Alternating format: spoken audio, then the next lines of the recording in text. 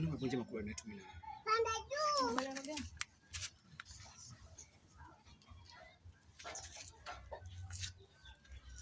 Ina maana kumbuke kwamba inatakiwa na mimi tu. Kwa nini sio kuna mtu mwingine?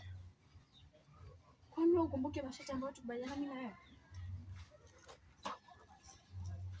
Masharti niliyokupa mimi ndio kama yale.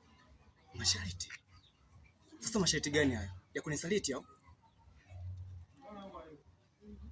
Kumbuka nilikwambia kwamba haitaji mvua.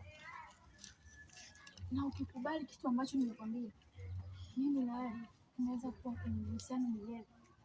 Kwa hiyo huo ndo uhuru. Uhuru wa kunichiti kunaona?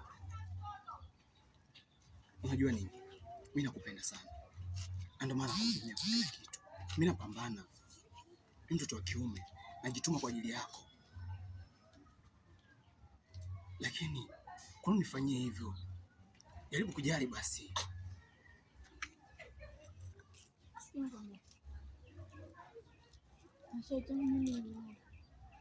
Na kama unaona huwezi kuyafuatisha vile ambavyo nimekwambia mimi, basi kila mtu ashike mkono wake